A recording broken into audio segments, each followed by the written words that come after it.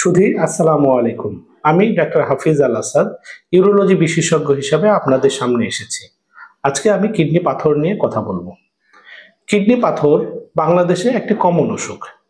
Kidney পাথর অনেক রোগীর হয়ে থাকে এবং যেসব রোগীর কিডনি পাথর হয় তারা খুবই চিন্তিত থাকে যে কেন কিডনি পাথর হলো, কিডনি পাথরের চিকিৎসা কি, কিংবা কিডনি পাথর নিয়ে কি কি কাজ করলে কিডনি পাথর আর পরবর্তীতে হবে না। কিডনি পাথর হলে চিন্তিত হওয়ার কিছু নেই। আপনাদের মনে রাখতে হবে কিডনি পাথর সব কিছুর অপারেশন লাগে না। এখন কিছু ওষুধ আছে যাতে কিডনি পাথর বের হয়ে যায়।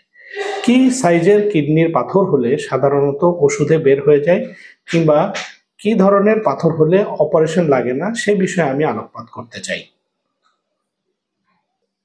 কিডনি পাথর যদি 6 মিলিমিটার কিংবা তার নিচে হয় তাহলে কিছু কিছু ওষুধ খেলে কিডনি পাথর বের হয়ে যায়। এবং আমরা সব পাথর আসলেই যে অপারেশন করব তা নয়।